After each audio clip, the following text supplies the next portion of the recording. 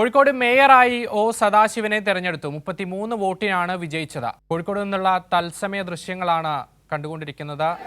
Mayor തെരഞ്ഞെടുപ്പിൽ O Sadasivan തെരഞ്ഞെടുക്കപ്പെട്ടിരിക്കുകയാണ്.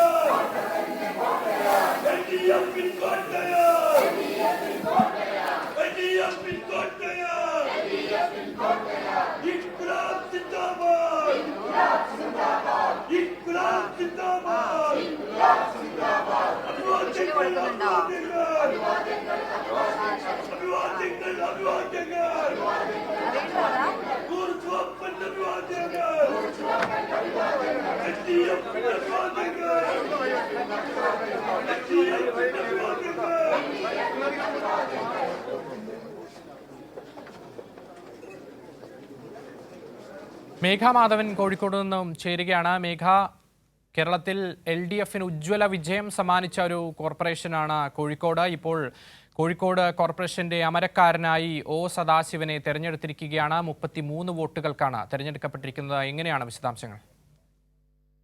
Akshay, അല്പസമയം മുൻപാണ് ഈ തെരഞ്ഞെടുപ്പ് പൂർത്തിയായി O സദാശിവനെ Kozhikode മേയറായി തെരഞ്ഞെടുത്തിരിക്കുന്നത്.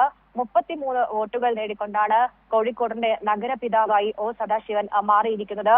Kozhikode corporation 9-ാം ward Thadambattu താഴത്തിൽ നിന്നാണ് സദാശിവൻ കൗൺസിലറായി എത്തുന്നത്. 2 തവണ മത്സരത്തിൽ 3-ാമത്തെ തവണ മത്സരിച്ചപ്പോഴാണ് മേയറാകുന്നത്. അദ്ദേഹം നേരത്തെ തന്നെ പ്രഖ്യാപിച്ചൊരു കാര്യം എന്നത് കോഴിക്കോടിൽ നേരത്തെ അടിത്തറവാകി ഒരുപാട് വികസന പദ്ധതികൾ ഉണ്ട്, അത് നല്ല രീതിയിൽ മുൻപോട്ട് കൊണ്ടുപോവുക, അതിനൊപ്പം തന്നെ കോഴിക്കോട് നഗരത്തെ ചേർത്ത് വെച്ചുകൊണ്ട് സമഗ്രമായ വികസനം നടപ്പിലാക്കുന്ന ഒരു മേയറായി തന്നെ മാറാനാണ് താൻ ആഗ്രഹിക്കുന്നത്. അതിനൊപ്പം എല്ലാവരെയും ഒരുമിച്ച് കൊണ്ടുപോവുക കോർപ്പറേഷനിൽ എന്നതാണ് താൻ ആഗ്രഹിക്കുന്നത് എന്ന് കൂടി അദ്ദേഹം വ്യക്തമാക്കിയിട്ടുണ്ട്. തടമ്പാട്ട് താഴം സ്വദേശിയായ സദാശിവൻ ഇതുമായി ബന്ധപ്പെട്ട് 3-ാം തവണ കൗൺസിലറായി തെരഞ്ഞെടുക്കപ്പെടുന്നു. കഴിഞ്ഞ അവസാന കൗൺസിലിൽ CPIM കോർപ്പറേഷൻ കൗൺസിൽ പാർട്ടി ലീഡറായി പ്രവർത്തിച്ചു. ധനകാര്യ സ്റ്റാൻഡിംഗ് കമ്മിറ്റി അംഗമായിരുന്നു. CPIM Kozhikode north area committee അംഗവും കർഷക സംഘം ഏരിയ ട്രഷററുമാണ്. അങ്ങനെ പൊതുപ്രവർത്തന രംഗത്ത് കഴിഞ്ഞ കുറെ കാലയളവായി സദാശിവൻ കോഴിക്കോട് തന്നെ സജീവമായിട്ടുണ്ട്. ഏതായാലും കോഴിക്കോടിന്റെ സമഗ്രമായ വികസനം ലക്ഷ്യം എന്നതാണ് തന്റെ ഏറ്റവും പ്രധാനപ്പെട്ട ലക്ഷ്യം എന്ന് തന്നെയാണ് അദ്ദേഹം പറഞ്ഞിരിക്കുന്നത്. ഏതായാലും സത്യപ്രതിജ്ഞ അല്പസമയം മുൻപ് പൂർത്തിയായി. ഒരു പക്ഷേ അദ്ദേഹം മാധ്യമങ്ങളെ കണ്ടേക്കും. ശരി മേഘ, കോഴിക്കോട് മേയറായി ഒ സദാശിവനെ തെരഞ്ഞെടുത്തിരിക്കുകയാണ്. മേഘ മാധവനാണ് വിശദാംശങ്ങൾ നൽകിയത്.